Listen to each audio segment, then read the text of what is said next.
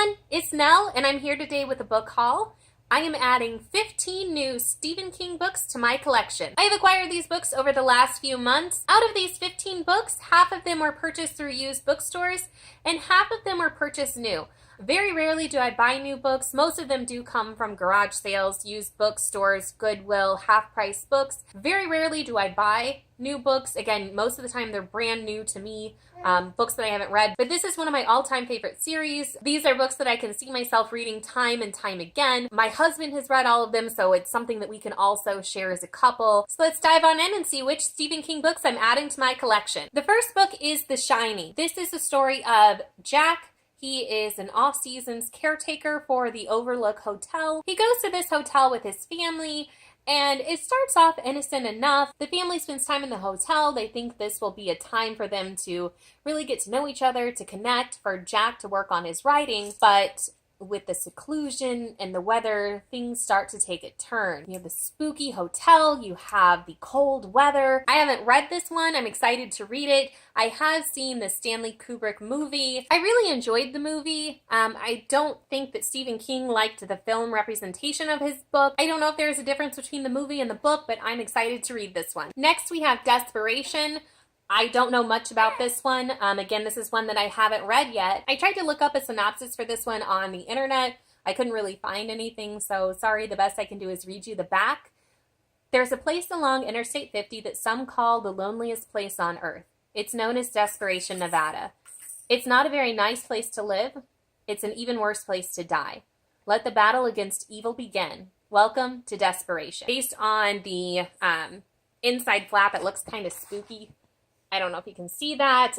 So this looks like one of his creepier reads, so I think I might save this one for October and read it sometime around Halloween. Next is Bag of Bones. This is about novelist Mike Noonan. His wife passed away about 4 years ago. He returns to this summer house of his, and in that town there is a millionaire who's trying to take his granddaughter away from his widowed mother. And Mike gets himself caught up in that. A relationship starts to develop between him and the widow and her daughter, and it sounds like there are some secrets, maybe something a little bit supernatural going on. I don't know. This one sounded really interesting. It's a little bit different, I think, than some of the other books that I've read of his. But yeah, I'm excited to read this one. Next, we have The Green Mile. Again, like The Shining, I've seen the movie version of this. This is about a prison guard named Paul, and while he's working, a new inmate comes named John Coffey, and there's something different about him. I really enjoyed the movie of this. I thought it was very interesting. It was, again,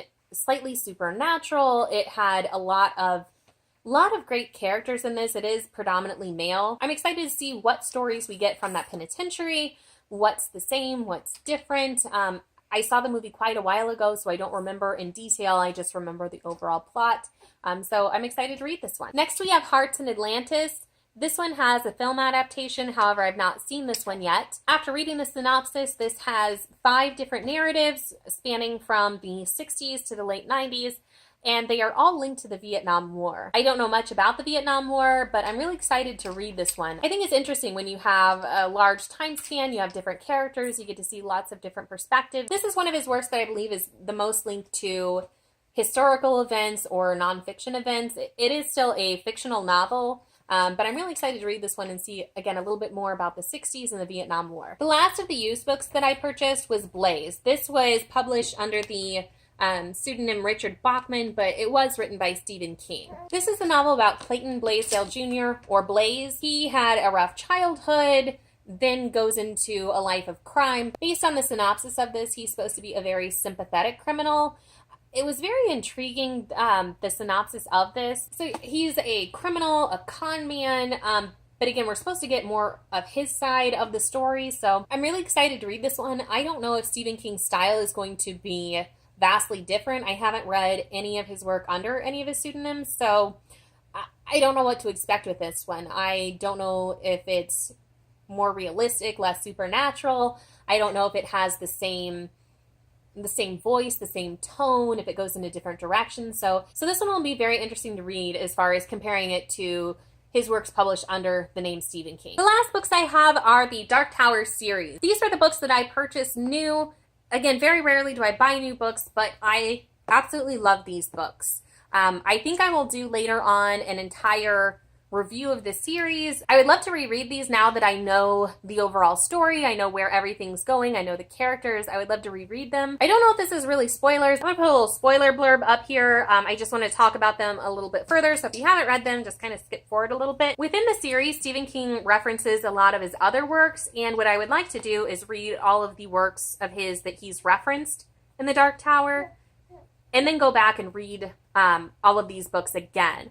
I don't know if it'll add much more to it. That's why I had purchased Salem's Lot. After reading this, there's a character from Salem's Lot that appears in the Dark Tower series. I know it references Insomnia and a few of his other works, and so I want to go and read all of those other works and then dive back into the Dark Tower. I really, really enjoyed this.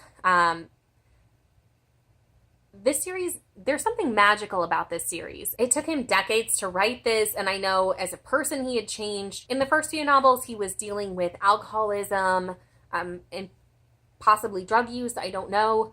And then he kind of sobered up, and you can definitely tell how his writing changed and evolved. But this was one of those series that I was so compelled to finish. I had to know what happened. I had to know where this was going, what this was. I had ideas. Again, I read this pretty much at the same time that my husband read it as well. He listened to all of them on audiobooks, and it was so interesting discussing it with him, seeing our thoughts, references. I had read a lot more of Stephen King's work, so I saw some other references in there. I am definitely not a writer. I enjoy writing here and there. I have nothing published, but I guess from somebody who has done any creative writing experience, that you can definitely see sort of a reflection in there of himself as an author, himself as a person. There are a lot of questions. It's very meta. I don't know. There's just this series. I'm also very conflicted about this series too. While I love it, this is the one series that I know, as I was reading it, I was so scared. What if something happens to me? What if something happens and I can't find out the ending? I have to know the ending of this. I have to know what's going to happen. And I can't imagine how some of the other readers did it, starting with, when was this first book written? If you would have read these when they were first published, the Gunslinger was first published. It came in 5 installments. It was 5 installments in a literary magazine, a science fiction magazine, I believe. I don't remember which one. But it came in 5 installments, and it was first published, The Gunslinger, in 1978. So 1978 is when the series started, and the conclusion was published in 2004, so that was over 20 years. And then he had additional books that go into that, The Wind Through the Keyhole, which was published in 2012. So I read all of these in a single year, pretty much back to back. So I don't know if I would have stuck around for the long haul if I had to wait years for the next books to come out. But having read it after everything's been published, this box set has all of the books except for the short story, The Little Sisters of Illyria. I read that short story. It was interesting, but I don't know how much it really contributed to the series as a whole. There's just something magic about this series. As I said, I love this series. I had some issues with the last maybe 3 books of it, as well as the ending. There are some things that happen, but Stephen King has some issues with endings. He is a very organic writer. He doesn't like to plan, and that's very evident in his work. I think that he doesn't like to plan things out, so it almost feels like this story almost spiraled and became bigger than anything that he could really tell as a writer. At least in my opinion, that's sort of how I feel about the series. Again, I love it as a series. I was excited to get this box set. This box set was something that I could afford. It's not the best or prettiest box set. The covers are pretty enough. I'm not thrilled about the little See the Dark Tower movie sticker here. I've seen it. I don't need that advertisement. They're a little bit cheap, a little bit flimsy, but for me, again, most of my books are used books. I don't really care that much about the aesthetics. I care more about the readability.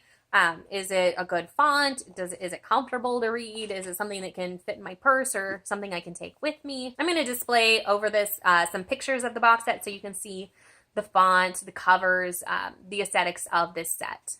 Again, it's a nice set. I love that it has all of the books, including The Wind Through the Keyhole. I do wish that it would have included the short story The Little Sisters of Illyria, but that's fine. I've read that short story. I will probably read it again, but it was easy enough to get through my library the first time. The covers are pretty. Again, I wish they didn't have the sticker for the movie on them, but they are really beautiful covers. I would have really loved to have invested in the illustrated editions. I thought the illustrations were really beautiful in them.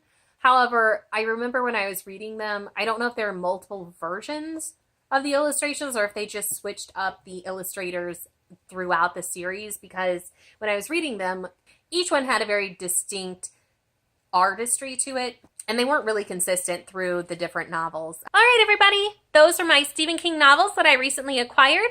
Thank you so much for watching. If you enjoyed this video, please give it a thumbs up. Make sure to hit subscribe, and I will have a new video for you soon. Bye!